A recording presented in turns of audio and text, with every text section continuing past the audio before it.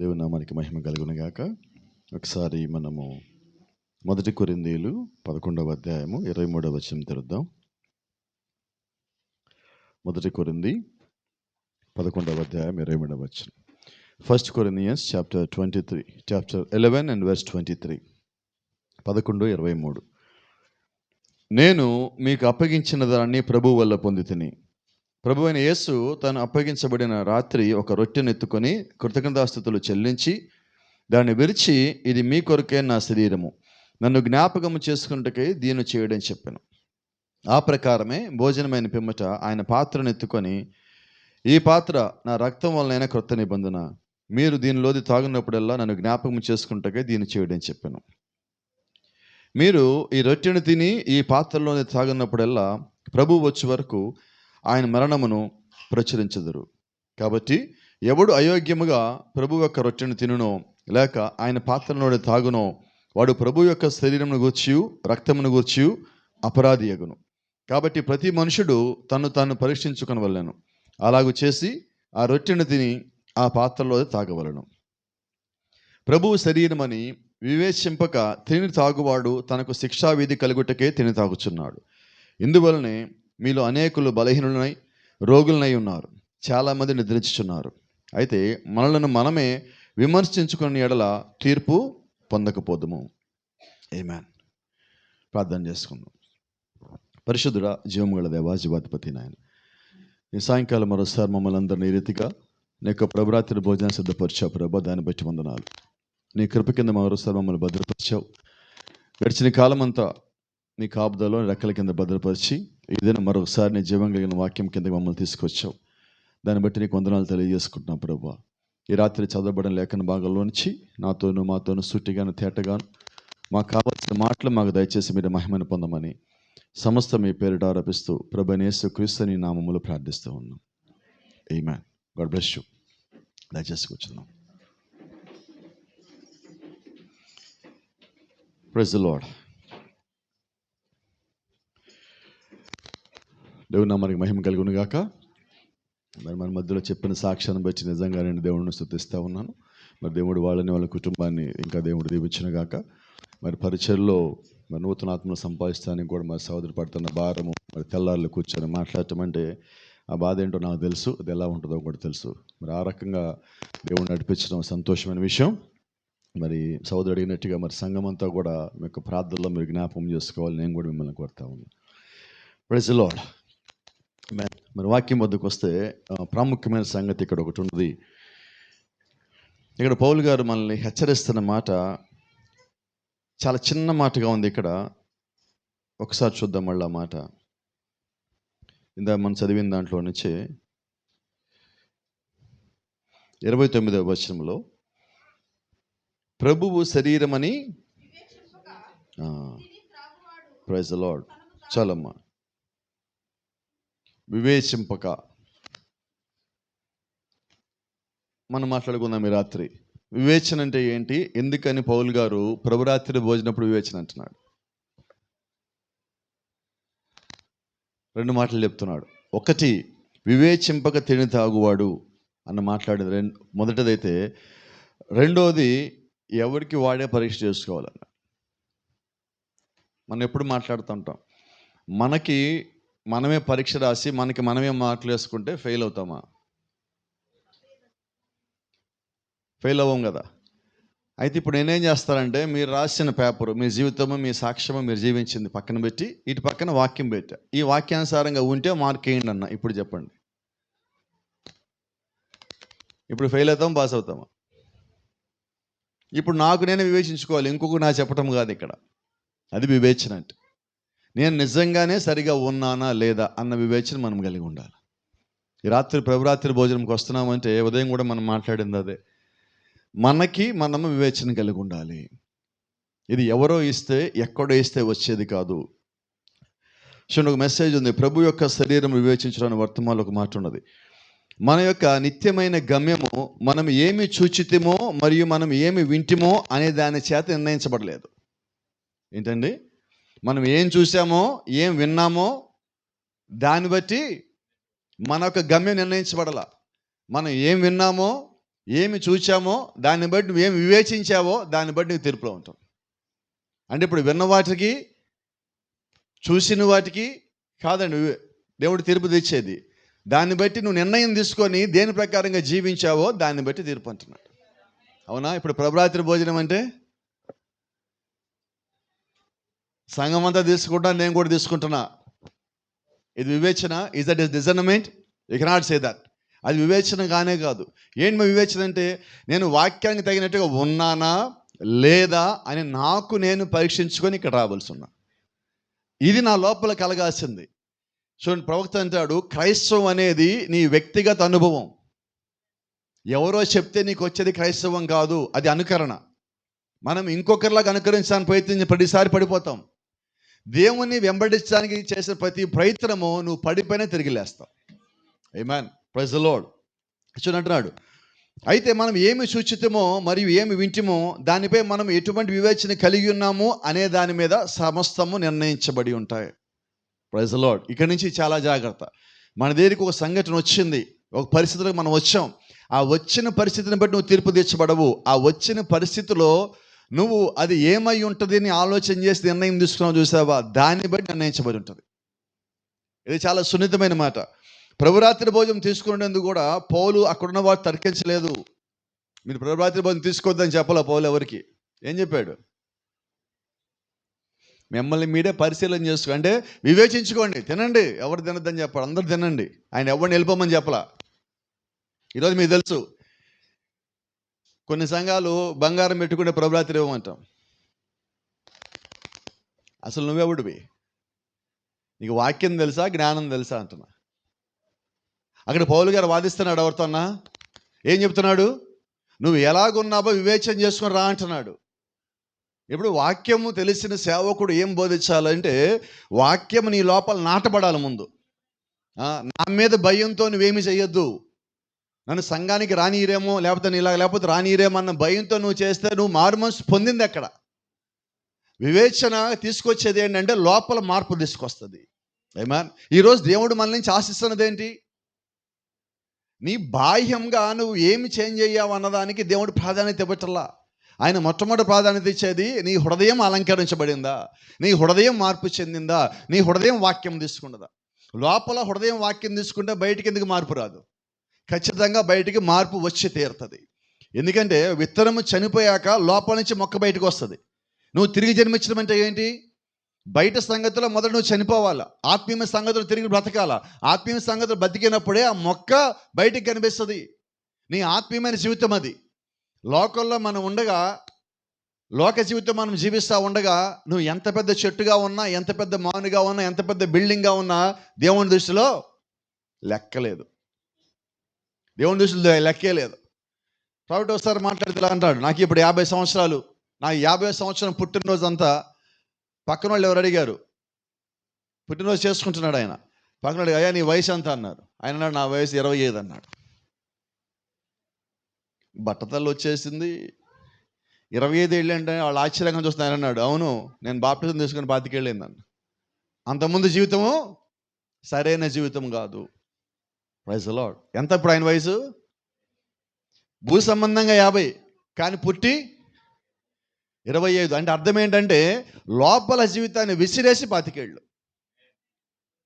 ఇప్పుడు బైబిల్ అంటుంది, ప్రభువైన యేసుక్రీస్తు అన్నాడు, దేవుని యొక్క రాజ్యాన్ని చూడాలంటే ఒకడు తప్పక తిరిగి జన్మించాలి.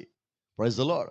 ఎప్పుడు నువ్వు తిరిగి జన్మించావంటే వాక్యము నీ లోపల క్రియ చేశాక, ఆ క్రియకి నువ్వు లోబడి ఉన్నంత వరకు. ఆమేన్. నా దృష్టిలో తిరిగి జన్మించడం అంటే చాలా ప్రాముఖ్యమైనది. ఎందుకంటే పరిశుద్ధాత్మను పొందుకోవటానికి అదే మొదటి మెట్టు. నువ్వు తిరిగి జన్మించాక దేవుడు ఒక ఆత్మను పొందుకోగలవు. తిరిగి జన్మించిన వ్యక్తి ఎలాగుంటాడంటే సమస్తాన్ని వివేచిస్తాడు. ఆమేన్. నీకు ఒక పరిస్థితి వస్తుందని తెలుసు, నీకు ఒక ఇబ్బంది వస్తుందని తెలుసు, రాబోయేదాన్ని కూడా గుర్తించగలిగే స్థితి దేవుడు నీకు ఇచ్చాడు. అది తిరిగి జన్మించిన వ్యక్తికి ఉండే మొదటి లక్షణం. నీకు వచ్చే శోధన గుర్తించగలవు. ఒక చిన్న మాట చెప్తాను. స్టీఫెన్ అక్కడికి వెళ్ళినప్పుడు వాళ్ళందరూ కొట్టి చంపుతారని స్టీఫెన్ తెలుసా తెలియదా? పౌలుకి ఎప్పటికైనా చంపుతారని తెలుసా తెలియదా? పేతురుకి చంపుతారని తెలుసా తెలియదా? అపోస్తలులందరికీ తెలుసా తెలియదా? అందరికీ తెలుసు. కానీ వారు ఏం చేశారంటే ఈ స్థితి మాకు వస్తుంది. అయితే ఆ స్థితి వచ్చినా వాళ్ళని ముందుకు నడిపించింది ఏంటంటే పరిశుద్ధాత్మ శక్తి. ఇప్పుడు ఈ రోజు మనం కూడా ప్రభువైన యేసుక్రీస్తులోకి వచ్చాక, వర్తమానం అంగీకరించాక, నువ్వు బాప్టిజం పొందాక నీ జీవితంలో పరిస్థితులు వస్తాయా రావా? ఇబ్బందులు వస్తాయా రావా? అయితే ఇవన్నీ వస్తాయి అని తెలిసి, అంటే వివేచించి నువ్వు బాప్టిజం పొందున్నావు. అంటే వివేచించి పొందిన బాప్టిజం ఏం చేయాలంటే నీ జీవితంలో నీకు విజయాన్ని ఇవ్వాలి. నువ్వు ప్రతి ఒక్క మెట్టును పైకెక్కవలసి ఉన్నావు. ప్రవక్త అంటున్నాడు, నీ జీవితంలో ఒక ఇబ్బంది వచ్చింది, ఒక సమస్య వచ్చింది, ఒక శోధన వచ్చిందంటే అర్థం ఏంటంటే దేవుని విశ్వాసాన్ని పదును పెట్టాడు అని. ఏంటి సార్? విశ్వాసాన్ని పదును పెట్టాడు. నాకెందుకు ఈ సమస్య రావాలని బాగానే ఉన్నాను కదా అనుకుంటే నువ్వు ఇంకా తిరిగి జన్మించాల.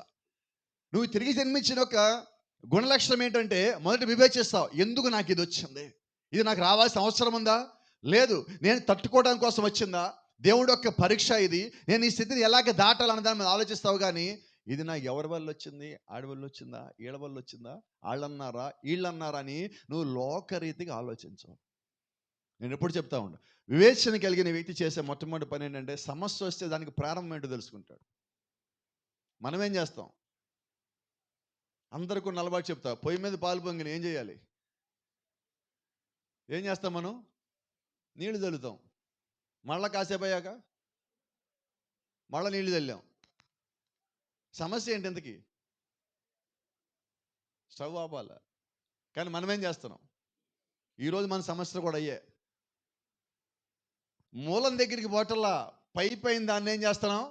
ప్యాంపరింగ్ చేస్తున్నాం. దాన్ని సర్ది చెప్పుకుంటున్నాం. దాన్ని ఇంకో మాటలో మాట్లాడితే మసిపూసి, అది సంగతి. ఒరిజినల్ని కప్పిపుచ్చాలని చూస్తున్నాం. ఒరిజినల్ని కప్పిపుచ్చేది వివేచన కాదు. నీలో ఉన్న ఒరిజినాలిటీని బయటికి తీసుకురావడం వివేచన. అసలైనది బయటికి రావటమే వివేచన అయి ఉన్నది. ఈరోజు దేవుడు మన నుంచి ఏం ఆశిస్తున్నాడంటే నువ్వు అసలైన దానివి అంటున్నాడు, నువ్వు నిజమైన విత్తనం అంటున్నాడు, నువ్వు వాక్యానుసారంగా జన్మించిన వాడివి అంటున్నాడు, నువ్వు లోకస్తుల మధ్యలో ఉన్నా నువ్వు లోకస్తుడు కాదు అంటున్నాడు. ఎంత ధైర్యం అంటే ఇక్కడ అపోస్తలుడైన పౌలుకి ప్రవక్తించున్నాడు. చూడండి, ప్రభురాత్రి భోజనం తీసుకున్నట్టు యందు పౌలు వారితో తర్కించలేదు. వారు చేయు పని సరియే, కానీ వారి వివేచన తప్పు.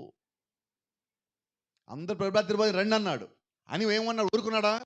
నువ్వు ఎలాగంటే అలా వచ్చే తీసుకో పర్లేదు అన్నాడా? అలా అందరు రావాలి అని ఏమంటున్నాడు? ఇప్పుడు మిమ్మల్ని మీరు వివేచించుకోండి. Praise the lord. అంటే ఇప్పుడు ప్రభురాత్రి భోజనం దగ్గర తెచ్చాడు, వివేచనకి అవకాశం ఇచ్చాడు. ఇప్పుడు నిజంగా వాక్యానుసారంగా ఉన్నవాడు లోపల చేయి పెట్టాలా? మరి అదే మాట నిజంగా మనతో అంటే మనలో ఎంతమంది సిద్ధం? ఎందుకనగా ప్రభురాత్రి భోజనం తీసుకున్నట ప్రభు యొక్క ఆజ్ఞ ఉన్నది.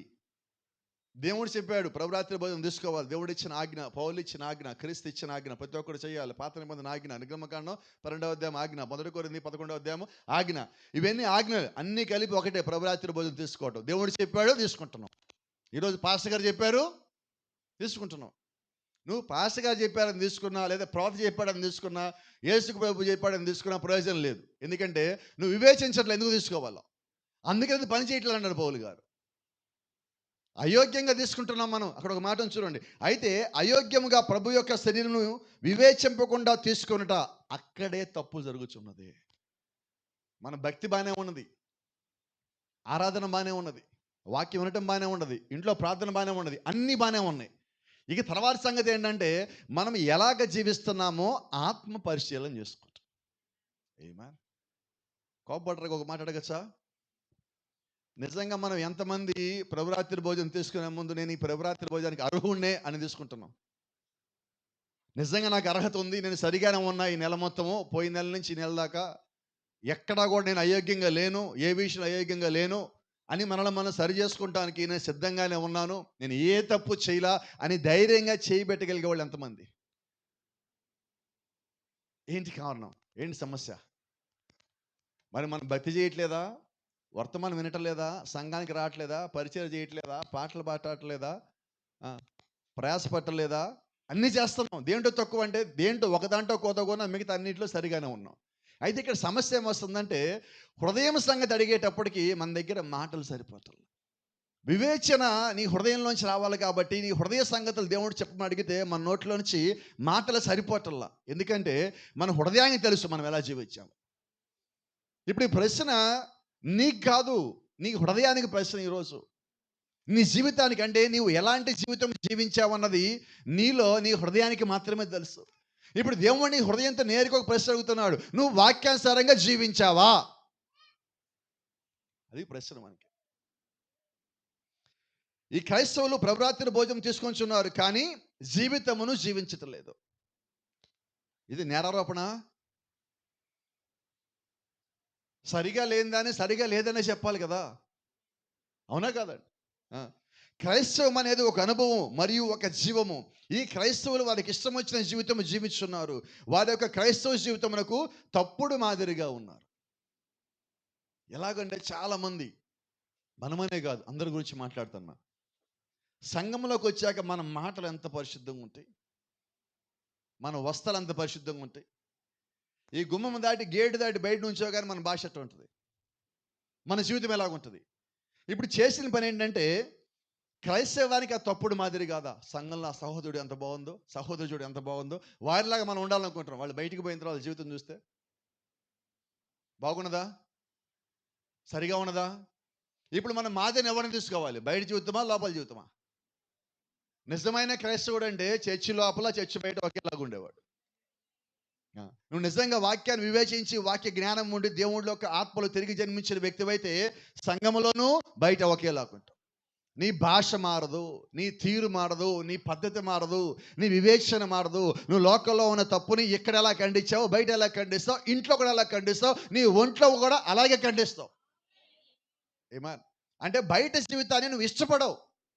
బయట ఒక జీవితము, లోపల ఒక జీవితం నువ్వు జీవించవు. ఎందుకంటే ఆత్మ కలిగిన వాడు క్రీస్తు వలె జీవిస్తాడు. లోకంలోకి వచ్చాక సాతాన్ లాగా, సోమవారం శనివారం దాకా సాతాన్ లాగా, ఆదివారం పరిశుద్ధాత్మగా జీవించలేవు. నిజమేనా? అంటే ఈరోజు దేవుడు మనల్ని ఏం ఆశిస్తాడంటే, నీ దగ్గర వచ్చిన వాక్య ప్రకారంగా నీ జీవితం ఉన్నదా. మన భాషలో మాట్లాడితే సువార్త తగినట్టుగా, గట్టిగా చెప్పట్లేదమ్మా. అందుకే పౌలు అంటున్నాడు, ఆ కారణం చేత పౌలు చెప్పుచున్నాడు, ఈ కారణం చేత మీలో అనేకులు రోగులను బలహీనలగుచున్నారు మరియు అనేకులు నిద్రించున్నారు. దాని అర్థము వారు చనిపోతున్నారు, ఏలయనగా వారు ప్రభు యొక్క శరీరమును వివేచించటలేదు. కారణం ఎక్కడ తీసుకొచ్చాడు? ఇప్పుడు వివేచన అన్నది లేకుండా అక్కడికి వస్తున్నాం. అంటే నేను సరిగా ఉన్నానా లేదా, ఇది ఒక్కటే. మిగతా వాడి గురించి పక్కన పెడదాం, సంఘం గురించి పక్కన పెడదాం, కాపుల గురించి పక్కన పెడదాం, సంఘ సభ్యుల గురించి పక్కన పెడదాం, కుటుంబ సభ్యులను కూడా పక్కన పెడదాం. వ్యక్తిగతంగా మనం మాట్లాడుకుందాం, ఒక్కొక్కరిగా మాట్లాడుకుందాం. నా జీవితం ఎలాగున్నది, ప్రభువా నేను ప్రభురాత్రి తీసుకోవడానికి సరిగా ఉన్నానా లేదా, నీ శరీరం తీసుకోవడానికి సరిగా ఉన్నానా లేదా. అది రొట్టె కాదు, అది ద్రాక్షారసం కాదు, అది దేవుడిచ్చిన ఆజ్ఞ. ప్రభురాత్రి అంటే అది ఒక కార్యక్రమం కాదండి. నేను చాలా చోట్లకి వెళ్ళినప్పుడు చూస్తా ఉన్నా, ఇప్పుడు ప్రభురాత్రి భోజనం కార్యక్రమంలోకి వెళ్దాం. ఎక్కడికి వెళ్దాం? ఇది పాటల ప్రోగ్రాం కాదు, ఇది కార్యక్రమాలు కాదండి. ఇది నీ జీవితము నువ్వు ఎలాగ జీవించావన్నది పరిశీలన చేసుకునే సమయం. ప్రభురాత్రి భోజనంకి వచ్చామంటే హృదయము పరిశీలించబడాలి, నీ హృదయము కొట్టబడాలి, లోపల ఉన్న వ్యర్థమైన మొత్తం బయటికి పోవలసి ఉన్నాయి. నా దృష్టిలో ప్రభురాత్రి అంటే ప్రతిసారి దేవుడు మనకి సరి చేసుకోవడానికి ఇచ్చే అవకాశం. అంతకన్నా నాకు ఇంకా నాకేమనిపించట్లేదు. దేవుడు ఇచ్చే అవకాశం కన్నా గొప్పది ఇంకేది లేదు కదా. ప్రతి నెల ఆయన మనకి అవకాశం ఇస్తున్నాడు. అయితే దాన్ని మనుషులుగా తీసుకుంటున్నామా? అంతే కదా. మనం తప్పులు చేస్తాం ఇంట్లో, ప్రతిసారి మనల్ని క్షమిస్తారనుకోండి, మనకి ఎలాగుంటుంది? వినబడలేదండి. అంటే మనల్ని క్షమించిన వాళ్ళు ఏమవుతారంటే మనకు మంచివాళ్ళు ఎవరు? మన దృష్టిలో చేతగాని వాళ్ళు అవుతారు. అంతేనా? వీళ్ళు ఏమి చేయలేదు, ఎన్ని చేసిన ఇంతేలే అనే స్థితికి ఎప్పుడైతే మనం వచ్చామో, ఇప్పుడు ప్రభు యేసుక్రీస్తు యొక్క ప్రభురాత్రి భోజనం కూడా మనము ఇష్టానుసారంగా ఉండి తీసుకుంటుంటే ఇప్పుడు మన దృష్టిలో దేవుడు ఎలాగున్నాడు చెప్పండి? చేతగానులాగా ఉన్నాడు ఆయన, అంతేనా? మరి ఆయన చేతగానుడేనా? అంటే మనం ఎంత వివేచించాలి అంటున్నా, అంటే మనం తెలియకుండా ఎంత దేవుడు యొక్క ఉగ్రతని మీద తెచ్చుకుంటున్నాం. నా భారం ఏంటి మీరు గ్రహించాలని కోరుకుంటున్నా ఈ రాత్రి. నువ్వు తెలిసి జీవించడం కాదు, తెలుసుకొని ఇలా జీవిస్తున్నావు, అది నేను అంటున్నాను ఈ రాత్రి. ఇది ఖచ్చితంగా నేరారోపణే, ఇది దోషారోపణే. ఒక క్రైస్తవుడు మాదిరిగా ఉండాలి, వర్తమాన విశ్వాసి మాదిరికరంగా ఉండాలి, ప్రతి ఒక్కరికి మాదిరికరంగా ఉండాలి. ఈరోజు మనం ఏం ఆశపడుతున్నామంటే, నేను అందరికీ మాదిరికరంగా ఉండాలి అనుకుంటున్నాం. నువ్వు ఎప్పుడు అలాగ అనుకోవద్దు. నువ్వు జీవించు, అప్పుడు నువ్వే మాదిరికరంగా ఉంటావు. అయితే మన ప్రయత్నం ఏంటి? నేను అందరి ముందు బాగా కనిపించాలి, అందరికీ మాదిరికరంగా ఉండాలి, ఇంటిని అందరూ ఫాలో అవ్వాలి, సంఘాలందరూ ఫాలో అవ్వాలి, బయటికి అందరూ ఫాలో అవ్వాలి, ఎక్కడున్న అందరూ ఫాలో అవ్వాలి. నిన్ను ఫాలో అవ్వాలనుకున్నప్పుడే దేవుడు ఒక ఆత్మీయులోంచి ఎప్పుడో వెళ్ళిపోయింది. ఇప్పుడు నన్ను ఫాలో అవ్వాలని ఎప్పుడైతే నేను ఆశపడతా ఉన్నానో నా దగ్గర నుంచి దేవుడు వెళ్ళిపోతాడు. ఎందుకంటే వాళ్ళు నిన్ను ఫాలో అవ్వటల్లా, వాక్యాన్ని ఫాలో అవుతున్నారు. ఏమే దేవుడు యొక్క ఆత్మని ఫాలో అవుతున్నారు. మీరు బైబిల్లో చూడండి, ప్రతి ఒక్క పరిశుద్ధుడు కూడా తనని వెంబడించమని చెప్పలా. ప్రత్యక్ష గుడారం దగ్గర గొడవ జరిగినప్పుడు అహరోనులు అభిరాము కొరహు మోషేకి వ్యతిరేకంగా లేచినప్పుడు దేవుడు ఒక మాట చెప్పాడు. వాళ్ళని అటుపక్కన వాళ్ళు అటుపక్కన, ఇటుపక్కన వేరుపరచమన్నప్పుడు కోరహు తరపున ఉండే వాళ్ళు అటుపక్క వెళ్ళండి అన్నాడు మోషే. రెండో మాట ఏమంటే తెలుసా? దేవుడి పక్షం ఉన్న వాళ్ళు ఇటుపక్క వెళ్ళండి అన్నాడు. ఏమన్నాడు? నా పక్షం అల్లా. చూడండి, మోషే గ్రూపులు కట్టలేదు ఇక్కడ.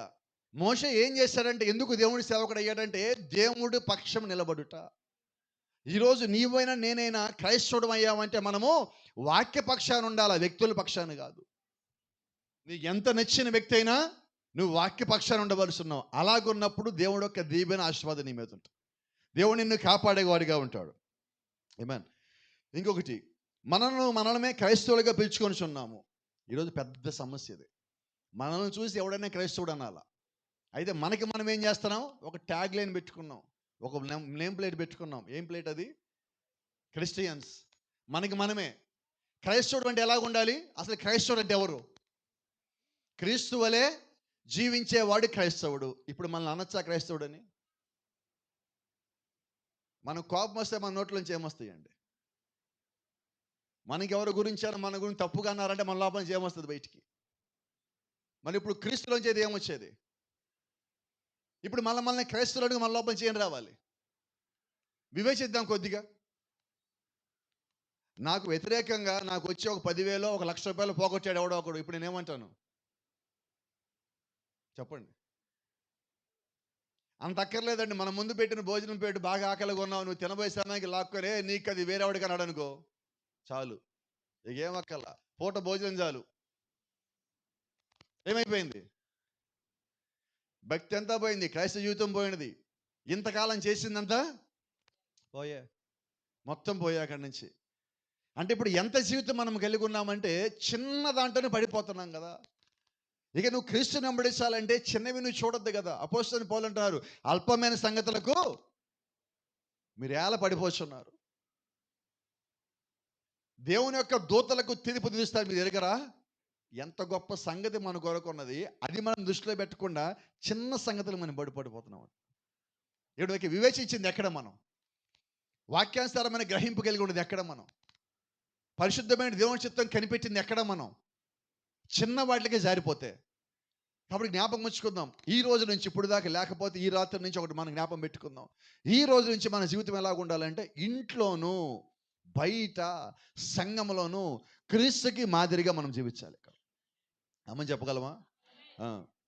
అని అంటున్నాడు, ఈ లోకము యొక్క నిందకు పైగా మనము జీవించినంత వరకు ప్రభురాత్రి భోజనం తీసుకుని హక్కు నువ్వు కలిగి లేవు. ఇది చాలా కష్టం చెప్పడానికి కూడా. ఈ లోకము యొక్క నిందకు పైగా మనము జీవించినంత వరకు ప్రభురాత్రి భోజనం తీసుకున్న హక్కును కలిగి లేము. అవును, మనం ఆ హక్కును కలిగి లేము. లోక సంబంధంగా మన మీద ఏ నింద ఉండద్దు అంటున్నాడు, ఏ నింద మన మీద పడద్దు అంటున్నాడు. దానికి పైగా మనం జీవించాలి. అంటే ఎంత జాగ్రత్తగా జీవితం జీవించవలసి ఉన్నాం మనం. చిన్న సంగతే పెద్ద సంగతి, ఇది బహుబలమైన సంగతి.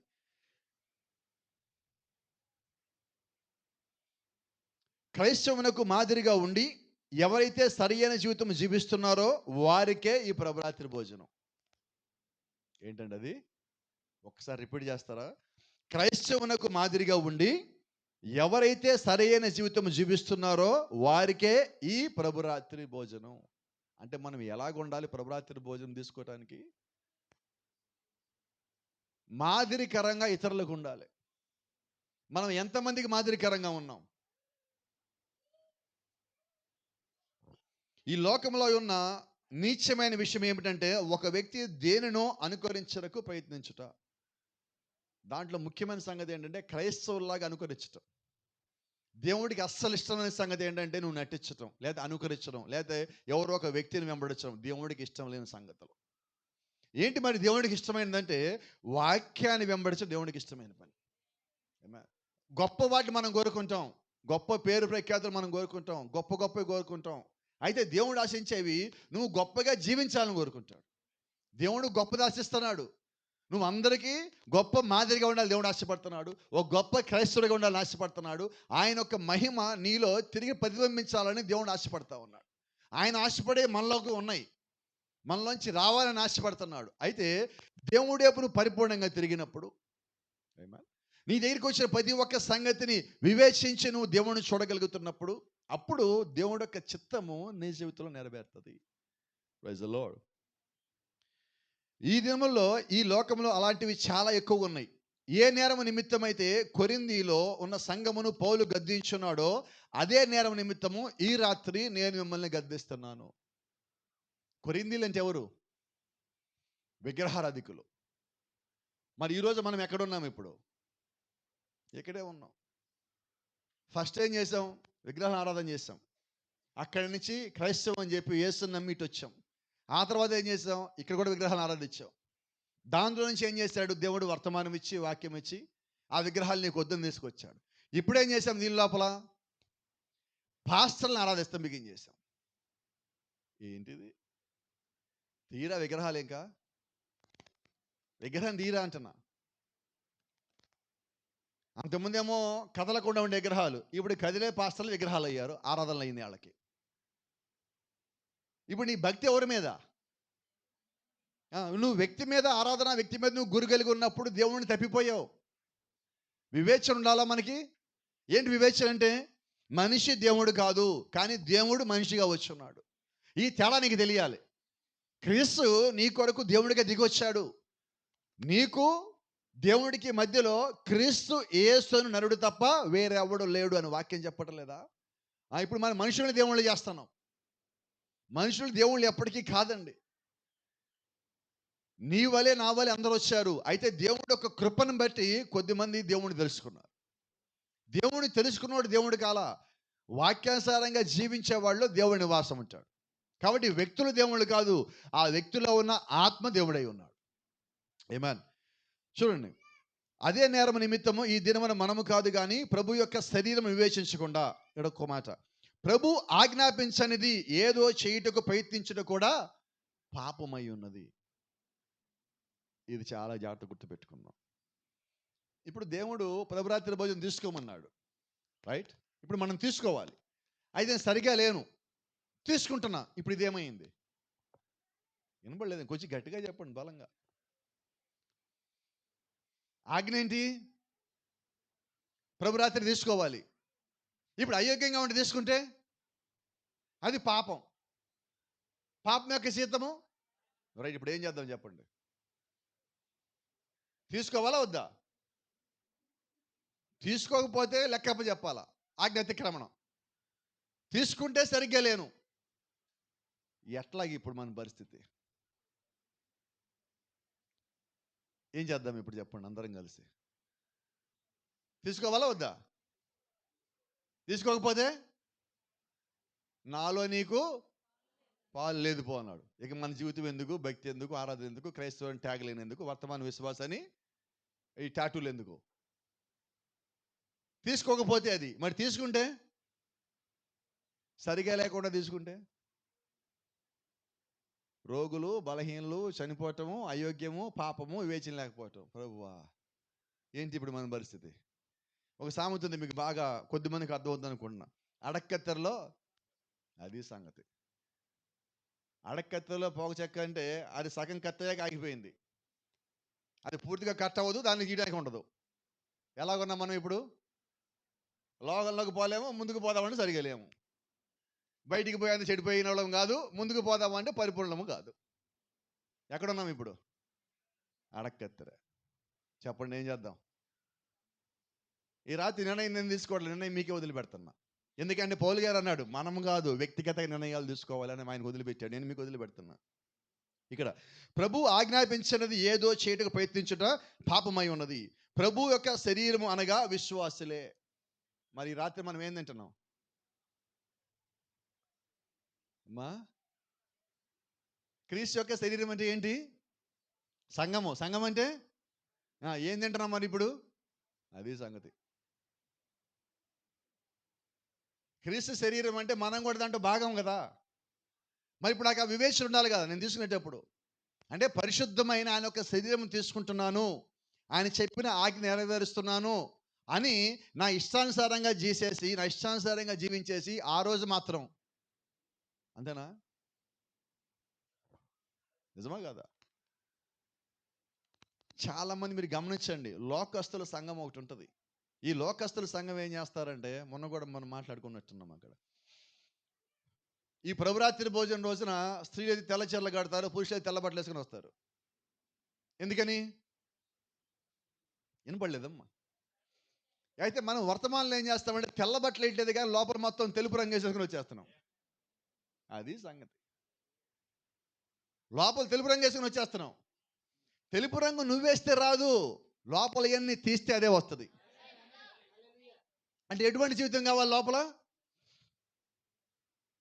మనం పెయింట్లు వేయక్కర్లేదండి. దేవుళ్ళలోకి వచ్చాక నువ్వు ప్లెయిన్గా ఉంటే చాలు, నీ లోపల ఉన్న చెత్త మొత్తం ఆయన తీసేయగలడు.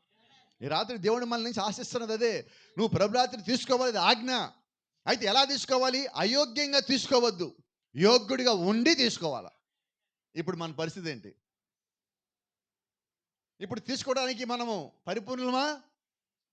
ఏదో ఒక రాని సమాధానం గట్టిగా ఎమ్మడేలాగా నాకు ముందుకు పోవాలి కదా. మరి పరిపూర్ణంగా లేకుండా తీసుకోవచ్చా? మరి ఈ రాత్రి ప్రభురాత్రి ఉందా లేదా? చెప్పండి, ఏం చేద్దాం? అందుకే చెప్పి ఈరోజు సూటిగానే మాట్లాడదాం మనం అని. ఎందుకంటే మీ పిల్లలు కాదు, ఎన్ని రోజులు మీకు పాలు పోయాలా? ఒక లెగ్ పీస్కి ఇలా కొన్నాం ఈరోజు. అంటే ఎంత చిన్న విషయంలో మనం ఎంత జాగ్రత్తగా నెలంతా ఉండాలి అంటే, ఒక్క ప్రభురాత్రి నువ్వు తీసుకోవాలంటే నెల మొత్తం సక్రమంగా ఉండాలి. ఈ నెల మొత్తం సక్రమంగా ప్రతి నెల ఉంటే సంవత్సరం మొత్తం ఉంటే రాకడికి నువ్వు ఎత్తబాటులో ఉంటావు. ఏదో ముచ్చడి కొరకు మనం ఇక్కడికి వచ్చిపోయామా, అది అవ్వదు. దేని కొరకంటే నువ్వు పరిపూర్ణతలోకి రావటానికే నీకు ఇవ్వబడిన ప్రభురాత్రి భోజనం. ఆమేన్. చూడండి, అయితే ఈ దినమున దేవుని యొక్క ఏ వాక్యమును వివేచింపకుండా మనము కార్యములు చేయుచున్నాము. ఉదయం కూడా మనం మాట్లాడుకున్నాం దీన్ని ఇంకొక కోణంలో. నీ జీవితంలో నీకు ఒక పరిస్థితి వచ్చినప్పుడు నువ్వు వాక్యాన్ని ముందు పెట్టుకొని రెండింటిని సరిపోల్చుకొని ఏది వాక్యానుసారం మనం అదే చేయాలి. అయితే ఇప్పుడు మనం ఎలా జీవిస్తున్నాం? మనం చేయుచున్న ప్రతి పని యందు మనం వివేచన కలిగి ఉండవలసి ఉన్నాము. వివేచన అంటే ఏంటి? ఏది మేలైనదో ఏది మేలు కానిదో ఎరిగి మేలైన తీసుకొని ముందుకు పోతాం. లేఖనం ఏమంటుంది? సమస్తం పరిశీలించి. అంటే మేలైనది ఎంచుకోవాలని మనకి ఏం కావాలా? వివేచన కావాలా. ఇప్పుడు నీ దగ్గరికి వచ్చింది, ఇది సరైందా కాదా నీకు తెలియాలంటే ముందు నీకు వాక్యం తెలియాలి, ముందు నీకు విశ్వాసం ఉండాలి. ఉదయం మాట్లాడుకున్నాం మనం. నీకు దేవుడు ఒక వాగ్దానం ఇచ్చాడు. ఆ ఇచ్చిన వాగ్దానం నా జీవితంలో నెరవేరాలంటే మొట్టమొదటి విశ్వాసం కలిగి ఉండాలి. కేవలం విశ్వాసం వల్ల వాగ్దానం నెరవేరవు. మరి దేనివల్ల? విశ్వాసంతో పాటు నువ్వు సహనం కూడా కలిగి ఉండాలి. విశ్వాసము సహనము రెండు కలిస్తే నువ్వు వాగ్దానము స్వతంత్రించుకుంటావు. వారు ఐగుప్తులోంచి బయలుదేరారు, 40 ఏళ్ళు పట్టింది. వాగ్దానం ఇచ్చేశాడు ఆయన అక్కడే. మీకు ఐగుప్తుని ఇచ్చి తిని తీసుకోండి అంటే వీళ్ళు తీసుకోవడం 40 ఏళ్ళు పట్టింది. ఆ 40 ఏళ్ళు వీళ్ళు ఏం కలిగి ఉండాలి? విశ్వాసం ఉన్నది. బయటకు వచ్చారు, అక్కడికి చేరారా? ఎందుకని? సహనం లేదు. ఇప్పుడు మనకు కూడా దేవుడు విశ్వాసం ఇచ్చాడు, కానీ ఇప్పుడు మనం కలిగి ఉండాల్సిన సహనం. సహనం ఎప్పుడు వస్తుంది? నువ్వు వాక్యం మీద ఆనుకున్నప్పుడు, విశ్వాసం కలిగి ఉన్నప్పుడు, వివేచన కలిగి ఉన్నప్పుడు. నీ మధ్యలో ఎన్నొచ్చినా ఇది కాదు నా గమ్యం అది. అయితే వాళ్ళు ఐగుప్తు నుంచి కనానికి వచ్చేలోపు మొత్తం రాలిపోయారు. కారణం ఏంటంటే సహనము లేక, విశ్వాసం లేక. విశ్వాసం ఉన్నది, విశ్వాసం ఉండి రాలేకపోయారు. ఈరోజు నాకు విశ్వాసం ఉంది పాస్టర్ గారు అంటే దానివల్ల ప్రయోజనం లేదంట. కేవలము విశ్వాసం కలిగి ఉండటం వల్ల ప్రయోజనం లేదు. నీ విశ్వాసము క్రియలు చేయాలి. నీ విశ్వాసము క్రియలు చేస్తే నువ్వు సహనం పొందుకొని ఉంటావు. ఆమేన్. కాబట్టి నా దగ్గర విశ్వాసం ఉంది, సహనం లేదంటే దేవుడు వాగ్దానం ఇచ్చాడు, అది నెరవేరేదాకా నువ్వు ఓపిక పట్టాలి. అవునా? ఇప్పుడు దేవుడు మనకి వాక్యం ఇచ్చాడు, నువ్వు దాన్ని వివేచించాలి. ఎందుకు దేవుడు నీకు వాక్యం ఇచ్చాడు? ఎంతవరకు నేను ఆగాల? ఎంతవరకు అంటే దేవుడు నాకు ఇది ఇచ్చాడని నమ్మితే నెరవేరేదాకా నువ్వు ఆగాలి. ఆమేన్. మనము చేయుచున్న ప్రతి పని యందు మన వివేచన కలిగి ఉండవలసి ఉన్నది. అది దేవుని యొక్క వాక్యంతో కొలవబడవలసి ఉన్నది. ఆమేన్. అంటే మన జీవితంలో ఏ పరిస్థితి వచ్చినా మనం ఏం చేయాలి? ఇప్పుడు వాక్యాన్ని పెట్టి పక్కన పెడదాం. అది వాక్యంగా సరిపోతే తీసుకుందాం, లేదా పక్కన పడేద్దాం. క్రైస్తవులు చేసిన మరియు చెప్పినవన్నీ దేవుని వాక్యము చేత కొలవబడవలసి ఉన్నవి. మనం మాట్లాడినా, మనం ఏ పని చేసినా అవన్నీ కూడా వాక్యాన్ని పక్కన పెట్టుకోవాలి. మన జీవితంలో మనం చేసినవన్నీ తీర్పులోకి వెళ్ళాక దేవుడు చేసే పని ఏంటి? వాక్యంతో పోలుస్తాడు ఆయన. ఈ రాత్రి మనం అదే నేర్చుకుంటున్నాం. ప్రభరాత్రి భోజనంకి వచ్చి మనం నేర్చుకున్న సంగతి ఏంటంటే, మనల్ని కూడా ఈ రాత్రి తీర్పు అనుకొని మనం కూడా వాక్యంతో కొలుచుకుందాం, సరిగా ఉన్నామా లేదా అని. ఎందుకంటే తీర్పు దినమున మనం అక్కడ నెట్టేయబట్టడానికన్నా బదులుగా ఇక్కడే సరిచేయబడితే మేలు కదా. ప్రభరాత్రి భోజనం అంటే సరిచేయబట్టం. ఇప్పుడు ఆ సరిచేయబడ్డ జీవితం మనకి రావాలని దేవుడు మన నుంచి ఆశపడుతున్నాడు. ఎందుకని? మనలో ఉన్న ఆత్మ ఆయనకు కావాలి. ఆయన నీ శరీరం కొరకు రాలా, నీ ఆత్మ కొరకు వచ్చాడు. నీ ఆత్మ కొరకు ఆయన ఆత్మని శరీరంలో పెట్టి ఆ శరీరం కొట్టించి దాని లోపలికి నీకు కావాల్సిన ఇచ్చి ఈ రాత్రి నీకు అదే శరీరం ఇచ్చి తినమంటున్నాడు. ఈ రాత్రి మనం తినేది ఏంటంటే అది రొట్టె కాదు, గోధుమ రొట్టె కాదండి, కొట్టబడిన క్రీస్తు శరీరము. ఇప్పుడు కొంచెం పాత నిబంధనకి వెళ్దాం. పాత నిబంధనలో మందసం ఉన్న చోటు ఎవరు వెళ్ళేవాళ్ళు? యాజకుడు సంవత్సరానికి ఒక్కసారి. మరి ఇప్పుడు ప్రభరాత్రి భోజనం తీసుకుంటామంటే నువ్వేం పట్టుకుంటావో తెలుసా? ప్రధాన యాజకుడు సంవత్సరానికి ఒకసారి లోపలికి తీసుకొని పోయే ఆ రక్తాన్ని నువ్వు తీసుకుంటున్నావు. ఇప్పుడు అతి పరిశుద్ధ స్థలంలోకి తీసుకొని పోయేదా నువ్వు పట్టుకుంటున్నావు. ఇప్పుడు ఆ మందసం లోపల పదాకి రాతి ప్రకారం నువ్వు పట్టుకుంటున్నావు. ఇప్పుడు ప్రోక్షించబడిన రక్తాన్ని లోపల తీసుకుంటున్నావు. ఇప్పుడు అంటే ఎంత వివేచన మనం కలిగి ఉండాలి. Praise the lord. వారు కొన్నిసార్లు ఈరోజు ఉన్న సమస్య గురించి మాట్లాడుతున్నాను. Dangerous thing. ఈరోజు జనులు నేడు చాలా మార్పు చెందుతున్నారు. వారు కొన్నిసార్లు వాక్యం ఏమి చెప్పినో అనే దానికంటే సంఘం ఏమి చెప్పినో అనే దాని మీద నమ్మకం ఉంచుదురు. ఎంత పాడైపోయారు. మా సంఘం ఏం చెప్పిందో మాకు అదే కావాలి, దేవుడు ఏం చెప్పాడు మాకు అనవసరం. ఎక్కడికి వెళ్ళిపోయాం ఇప్పుడు? మన యొక్క అభిరుచిని వివేచించుటకు దేవుని యొక్క వాక్యంని కలిగి ఉండేదానికంటే సంఘము శ్రేష్టమైన హక్కు కలిగిందో అని నమ్ముతున్నారు. ఈ మాట ఇలా నేరుగా చెప్తున్నా. మన గుంటూరు దాటి విజయవాడ పోతా ఉంటే పెద్ద పెద్ద చర్చిలు బోర్డులు పెట్టి ఉన్నాయి, మీకు తెలుసు అనుకుంటా. పెద్ద పెద్ద బోర్డులు ఉన్నాయి. అక్కడ నువ్వు చర్చిలోకి వెళ్ళగానే నేను జాయిన్ చేసుకొని నీకు ఒక కార్డు ఇస్తారు, 500 కట్టాలా. నీకు ఒక కార్డు ఇస్తారు.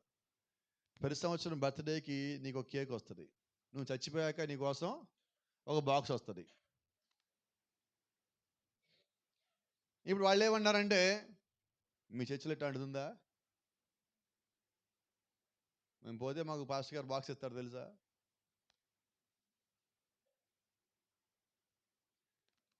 సరే ఒక మాట, నీకు పంపించిన బాక్స్ నువ్వు చూసుకుంటావా? ఇంకెందుకు మరి? నువ్వు బాక్స్లో ఉండడానికి వచ్చావా, బాక్స్లోంచి లేవడానికి వచ్చావా? లేచడానికి వచ్చేప్పుడు బాక్స్ ఏ రంగు అయితే నీకెందుకు, అది ఎలాగుంటే నీకెందుకు, దాంతో నీకే సంబంధం. అసలు నీ ఆలోచన ఎలా ఉండాలంటే బాక్స్లోకి పోవడానికి కానీ ముందే పైకి బాల్ ఉండాలి. నువ్వు బాక్స్ కోసం రెడీ అయ్యావంటే అర్థమేంటి? ఇప్పుడు అర్థమేంటి? మేము పెద్ద చర్చి. ఏ చర్చి?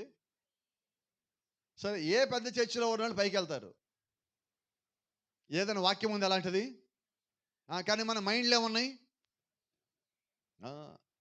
మన యొక్క అభిరుచిని, మనకున్న ఇష్టాలని ఒకసారి వివేచించుకుంటే అన్ని తప్పులేది వెళ్తాయి. ఏది సరిగా లేదని తేలుతుంది. నువ్వు నిజమైన క్రైస్తవుడు అయితే ఎక్కడ ఉండాలంటే నిజమైన వాక్యం ఎక్కడ ఉందో నువ్వు అక్కడ ఉండాలి. ఇప్పుడు నేను చెప్పడం కాదు, నీవు తీసుకోవాలి ఆలోచన, వివేచన నీవు కలిగి ఉండాలి. నాకు మేలు కలుగుద్దా, నా ఆత్మకి మేలు కలుగుద్దా? ఈ రెండింటి మధ్య మన పోరాటం అండి.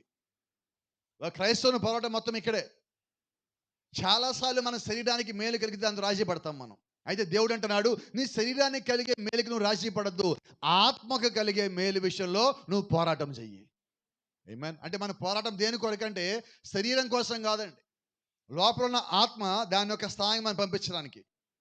ఎందుకంటే బైబిల్ అంటున్నది, ఒకసారి యేసు ఇలా చెప్పాను, ఒకడు కొత్తగా జన్మిస్తే కానీ అతడు దేవుని రాజ్యం చూడలేడు, లేక దాని లోపలికి అడుగు పెట్టలేడు. ఇప్పుడు మనము ఎటువంటి వాక్యాన్ని కలిగి ఉండాలంటే మనల్ని తిరిగి జన్మింపజేసే వాక్యం కింద మనం ఉండాలి. తిరిగి జన్మించాలంటే మొట్టమొదటి నువ్వేం చేయాలి? నీ దగ్గరికి వచ్చిన వాక్యాన్ని విని అది నీకు అర్థమైనదా, దాన్ని వెంబడించు. అర్థం కాలేదా, అర్థమయ్యేదాకా దేవుణ్ణి అడుగు. ఈరోజు మనము అర్థం కాలేదా, చాలామంది బైబిల్ ఎందుకు చదవట్లేదంటే చెప్పే మాట ఏంటో తెలుసా? ఏంటి పాస్టర్ అర్థం కావట్లేదు. అందరికి అర్థమయ్యేలాగా రాస్తే ఫస్ట్ అర్థమైంది లూసిఫర్కే. ఆయన ఎందుకని మర్మంగా పెట్టాడు తండ్రి కుమార పరిశుద్ధాత్మని? లూసిఫర్ గ్రహించకుండా ఉండటానికి దేవుడు అది పెట్టాడు. మరి నీకైతే ప్రభువైన యేసుక్రీస్తుని బయలుపరిచాడు. ఇప్పుడు దేవుడు ఏం చేశాడు? నువ్వు వాక్యాన్ని విని వెంబడించి దాన్ని తెలుసుకోవాలని ఆశపడుతున్నావు కాబట్టి దేవుడు నీకు బయలుపరుస్తున్నాడు. అవునా?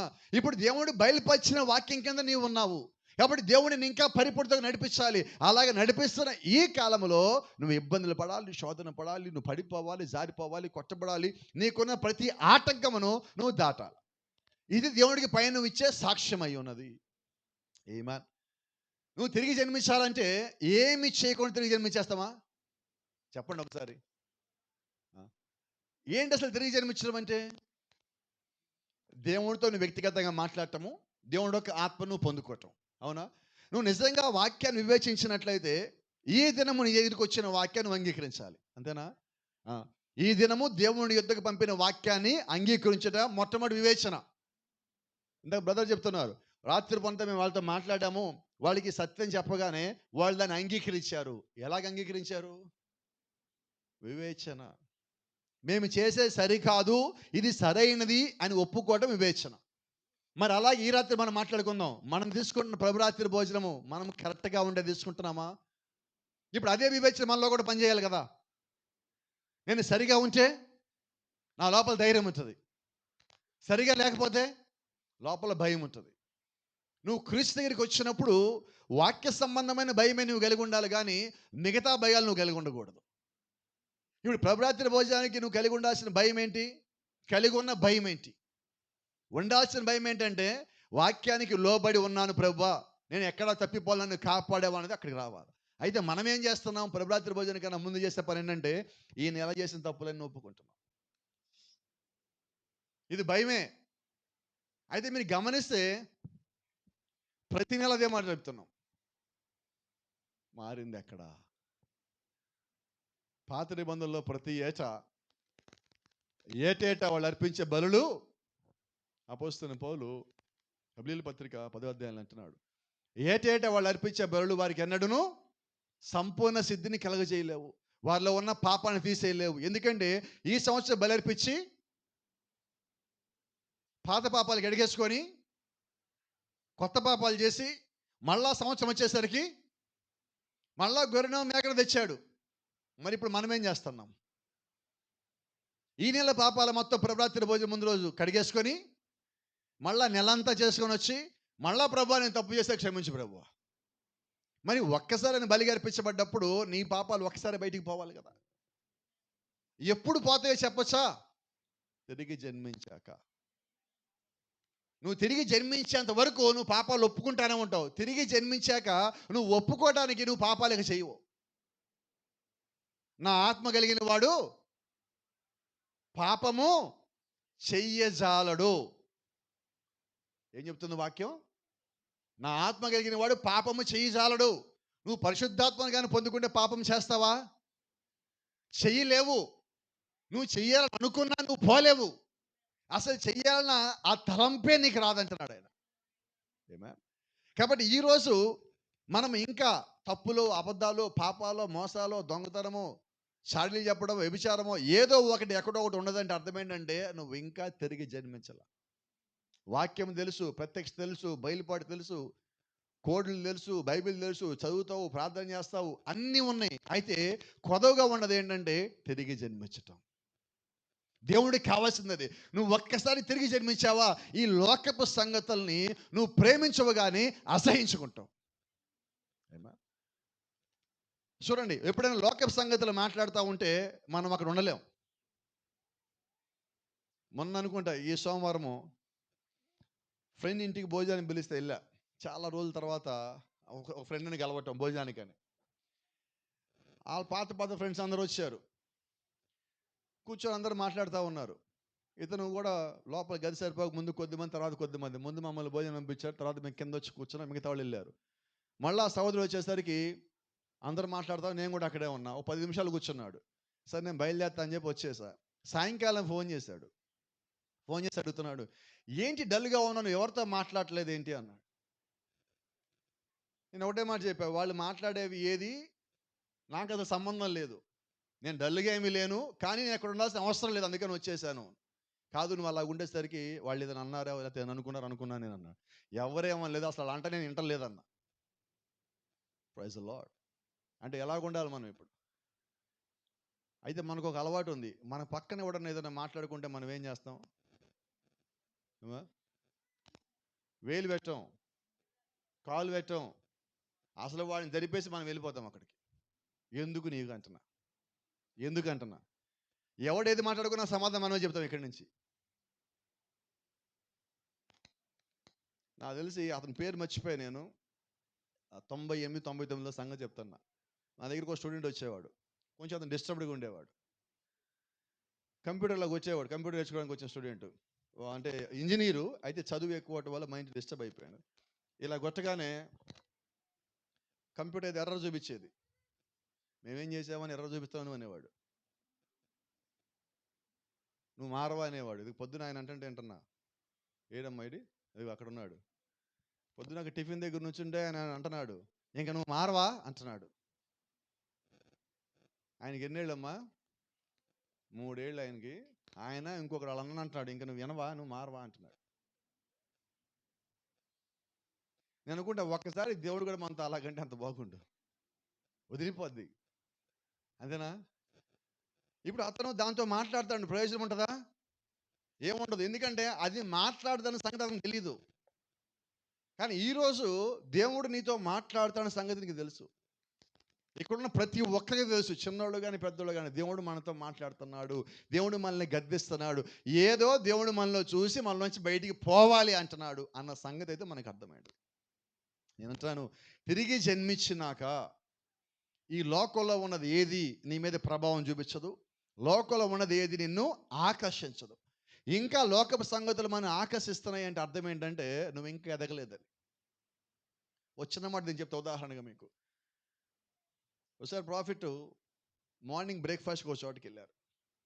కొడుకుతో పాటు వెళ్ళాడు, బిల్లిపాలతో పాటు. ఇద్దరు కూర్చున్నాడు అక్కడ భోజనం చేద్దామని. ఇంతలో పెద్ద పెద్ద స్పీకర్లో ఎల్విస్ ప్రెస్లీ అని ఆ కాలపు పాప్ సింగర్ పాట వస్తున్నది. కొడుకేమో టేబుల్ మీద దరివేస్తున్నాడు, ఆ పాటకు తగ్గట్టుగా ఊగుతా ఉన్నాడు మంచిగా. అంతే బ్రేక్ఫాస్ట్ వచ్చింది, వాళ్ళ నాన్న ప్రార్థన చేస్తున్నాడు. ప్రార్థన అయిపోయింది, తినబోతుండే వాడు కొడుకు అన్నాడు, డాడీ మ్యూజిక్ భలే ఉంది కదా అన్నాడు. ఆయన అన్నాడు, ఆ దరిద్రం వినబడకూడదని ప్రార్థన చేసుకున్నా అన్నాడు. ఇద్దరు అక్కడే ఉన్నారు. తిరిగి జన్మించినోడు, తిరిగి ఇంకా జన్మించాల్సినోడు. తేడా అర్థమైందా? అంటే నువ్వు లోకం మధ్యలోకి పోయినా నువ్వేం చేయాలంటే అవి నాకు కనబడొద్దు, అవి నాకు వినబడొద్దు. నువ్వు ఎంతగా దేవుళ్ళో ఉంటావంటే చెడ్డది నీ దగ్గర రాగానే ఎమ్మటి వివేచించి అంటావు, ఇది రావడానికి వీల్లేదు, ఇది రావడానికి వీల్లేదు. అంత బాగుండాలి కదా మనం. ఒక చిన్న సంగతి మీకు జ్ఞాపకం చేస్తా. ఒకసారి ఒక కారు ఓనరు ఒక డ్రైవర్ని పెట్టుకోవాలని పేపర్లో యాడ్ ఇస్తే 3 డ్రైవర్లు వచ్చారు. ఆయన చెప్పాడు, టెస్ట్కి వెళ్దామన్నాడు. మొత్తం డ్రైవర్ వచ్చాడు, ఎటు పోదామన్నాడు. ఇటేమో ఊరు ఉంది, ఇటేమో లోయ ఉంది అన్నాడు. సరే ఈ డ్రైవర్ ఏం చేశాడంటే తీసుకుపోయి కరెక్ట్గా ఒక కట్ట కొట్టి, 0 కట్ట కొట్టి ఆ లోయ ఎడ్జ్లో అడుగు దూరం లాపాడు, వెనక తెచ్చాడు. ఇప్పుడు రెండో వాడు ఎక్కాడు. అయ్యా ఇందాక కూడా ఎక్కడా తీసుకెళ్ళాడు అన్నాడు. ఆ లోయ కరెక్ట్గా అడుగు దూరం లాపాడు నన్ను, మా డ్రైవింగ్ నాకు ఎంత స్కిల్ ఉందని చెప్పాడు అని. సరే వీడనుకున్నాడు, ఆడికన్నా నేను బాగా డ్రైవింగ్ చేస్తే నన్ను ఈయన పెట్టుకుంటాడేమో పనిలో అని ఈడు తీసుకుపోయి ఈడు ఇంకో 0 కట్టగొట్టి 6 అంగుళాలు దూరం లాపాడు. వాడిక నేనే పర్ఫెక్ట్గా డ్రైవింగ్ చూసాను, డ్రైవింగ్ ఎటువంటిదో అని. సరే వచ్చాడు, 3వ వాడిని ఎక్కాడు. అయ్యా ఇటు పోదామన్నాడు. ఈయన మొదటి చెప్పినట్టుగానే ఇటు ఊరుంది, ఇటేపేమో లోయ ఉంది. మొదటోడు 6 అడుగు దూరం లాపాడు, రెండో వాడు 6 అంగుళాల దూరం లాపాడు. మరి నువ్వు ఎటుపోతామన్నాడు. ఇటు లోయదని తెలిసాక నీకు అటు పనే ఉండదు, ఇటే పోదాం అన్నాడు. ఇప్పుడు ముగ్గురు ఎవరిని సెలెక్ట్ చేసుకుంటాడు? ఏంలాగా అమ్మా, అది సంగతి. ఇప్పుడు అదే వివేచన మనకుంటే మనం ఏం చేస్తాం? నన్ను శోధన తీసుకెళ్ళి పడేసేపు అక్కడ దాకా పోయి అమ్మయ్య నేను పడలేదు అనుకుని వద్దామా? అసలు అటు పోకుండా ఉందామా? అది కదా వివేచన అంటే. పాతాళం వైపు పోకుండా ఉంటాం కదా వివేచన అంటే. లోకం వైపు పోకుండా ఉంటాం కదా వివేచన అంటే. నువ్వు క్రీస్తులో ఉండటం అంటే నువ్వు పరలోకం వెళ్ళటం కదా వివేచన అంటే. అంటే దేవునికి సత్యం ఏంటో తెలియజేశాక నువ్వు అసత్యంలో ఉండలేవు, అబద్ధంలో ఉండలేవు, లోకంలో ఉండలేవు. లోకంలో వచ్చిన ప్రతి సంగతిని నువ్వు ద్వేషించేవాడిగా ఉంటావు. ప్రాఫిట్ చెప్తున్న మాటే. ఇది అబద్ధం అని తెలిసింది, అది అసత్యం అని తెలిసింది, దానిలోకి పోయి నేను దాన్ని పరిశోధించనేలా, ఎంక్వైరీ చేయనేలా, దాని గురించి రిపోర్ట్లు తయారు చేయనేలా. అసలు నాకు వద్దు అది. అది మొదటే తప్పు అని తెలిసి నా దగ్గరికి పోకపోవటం మేలు కదా. ఈరోజు వివేచన అంటే అది. ఈరోజు మనం ఎటువంటి వాళ్ళం అయ్యామంటే, కోపడం మాకు నీ మాట చెప్తున్నానండి. గతంలో మనకి ఇలాంటి రోడ్లు లేవు. రోడ్ల మీద మీకు తెలుసు ఏ రోడ్లు ఉన్నాయి గుంటూరులో.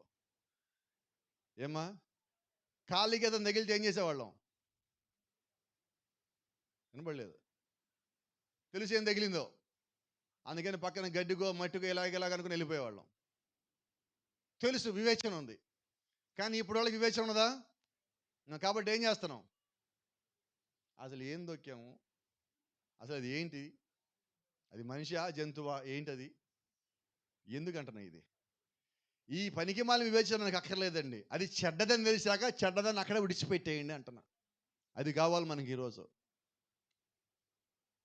ఎంత త్వరగా నువ్వు దాని నుంచి బయటకు వచ్చేస్తే నీకు అంత మేలు. నువ్వు లోకంలో పడ్డావు, అయితే ఇక్కడ ఉండటానికి పడలా, ఇక్కడ నుంచి పైకి వెళ్ళటానికి పడ్డావు. ఇక్కడ ఉన్నది కొద్ది కాలమే, ఉండేది కొద్ది కాలమే. ఈ కొద్ది కాలము వివేచన కలిగి ఉండు. ఈ రాత్రి ప్రభురాత్రి భోజనం దగ్గరికి వస్తున్నాము అంటే ఏం కలిగి ఉండాలి మనం? సరిగా ఉన్నానా లేనా? ప్రభురాత్రి భోజనం తీసుకోవాలి, తీసుకోకపోతే నాలో పాలు భాగం కాదన్నాడు. తీసుకుంటే అయోగ్యంగా ఉండి తీసుకుంటే జాగ్రత్త అన్నాడు. చెప్పండి, భారంగా లేదు? కష్టంగా లేదు? అమ్మో ఇటుంటే ఎట్టాగా చిన్న లెగ్ పీస్కే ఇంకా పెద్ద పెద్ద తినాలి మనం. కోడికాలికి ఇలాగుంటే ఇంకా పెద్ద ముక్కలు ఉన్నాయి. చెప్పండి ఏంటి పరిస్థితి? ఇంత చిన్నదానికే మనము అమ్మో ఇలాగుందా అంటే, ఒక్క మాట, ప్రభురాత్రి భోజనం దగ్గరికి వచ్చేటప్పుడు దాని ముందు కూర్చున్నప్పుడు నువ్వు ఒక్క పని చేయి. నీ హృదయము దేవుడి ముందు పెట్టు. నేను ఈ నెల ఏవైతే ఒప్పుకుంటున్నానో ప్రభువా, మళ్ళా వచ్చే నెలలో ఇది ఏది నాలో ఉండకూడదు. నీ ముందు నేను ధైర్యంగా సాక్ష్యం చెప్పాలి. ఇక నా జీవితంలో ఇది లేదు అని సాక్ష్యం చెప్పాలి ప్రభువా. నాకు దగ్గరికి మళ్ళా ఇది రావటానికి కూడా భయపడాలి. ఇక్కడ నువ్వు బలంగా ఉంటావు, ఈ కాసేపు నువ్వు వాక్యం విన్నావు కదా, నీ కాసేపు రోషం ఉంటుంది, కాసేపు ఒక ఉద్రేకం ఉంటుంది.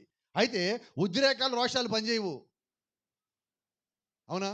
కొన్నిసార్లు మనం కోపాలు వచ్చినప్పుడు తలుపులు వేస్తాం, కుర్చీలు వేస్తాం. కోపం తగ్గాక భోజనం బట్టి తీసేస్తాం, తర్వాత అలా పోయి ఏరుకొని తింటాం. ఎక్కడుంది రోషం మనకి? ఎటువంటి జీవితం కావాలా? నువ్వు దేవుడి విషయంలో నువ్వు కాసేపు ఉద్రేకపడద్దు, కాసేపు రోషపడద్దు. క్రీస్తు నీ లోపల ఉంటే నిత్యం రోషం కలిగి ఉంటు. వాక్యం పట్ల రోషం కలిగి ఉండు. నువ్వు ఎంతకాలం జీవించాలని పరిపూర్ణంగా జీవించడానికి ప్రయత్నం చేస్తానే ఉండు. అదా చెప్పిన మాట. ఈ నెల నువ్వు ఏదైతే ఒప్పుకుంటున్నావో వచ్చే నెల వచ్చేసరికి వీటిలో ఒప్పుకున్నది ఏది మళ్ళా నీలో ఉండద్దు. నువ్వు ప్రతి నెలగా జీవిస్తావు అన్నప్పుడు కొద్ది కాలానికి నువ్వు పరిపూర్ణతలోకి వస్తావు. అసలు నా ఉద్దేశం ఏంటంటే, ఈరోజు నువ్వు ఒప్పుకున్నవి రేపు నీలో ఉండద్దు. రేపు ఇంకా ఒప్పుకోవాల్సి ఉంటాయి, కొత్త ఏమి మళ్ళా రాకుండా చూసుకో. ప్రతిరోజు అలా పరిశీలన మనం చేసుకుంటే, మన భాషలో మాట్లాడితే వివేచించి ఉంటే, వివేచన కలిగి ఉంటే పాపము నిన్ను ఏలదు. నువ్వు పాపానికి బానిస కావు. నువ్వు క్రీస్తుకి ఖైదీవై ఉన్నావు. ఆయన ఆత్మలో తిరిగి జన్మించిన వ్యక్తివై ఉన్నావు. కాబట్టి నిత్యము నీవు వివేచన కలిగి ఉండవలసి ఉన్నావు. God bless you. దేవుడు మిమ్మల్ని దీవించును గాక.